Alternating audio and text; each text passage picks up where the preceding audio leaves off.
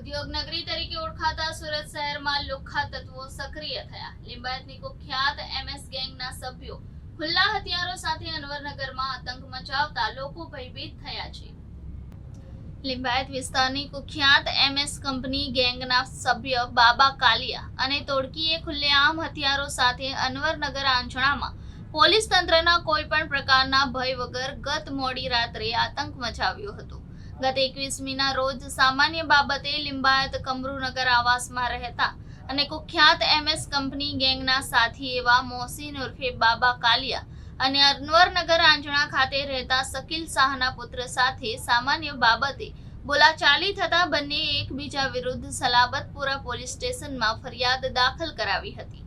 આ ઝઘડાની અદાવત રાખી ગત 11 વાગ્યાની આસપાસ અનવરનગર આંચણા ખાતે શકીલ શાહના ઘર પાસે માથાભારે છાપ ધરાવતા મોહસિન ઉર્ફે બાબા કાલિયા અને ટોળકીએ પોલીસના કોઈ પણ પ્રકારના ભય વગર હથિયારો સાથે હિંસક હુમલો કરી સમગ્ર અનવરનગરને બાનમાં લીધો હતો।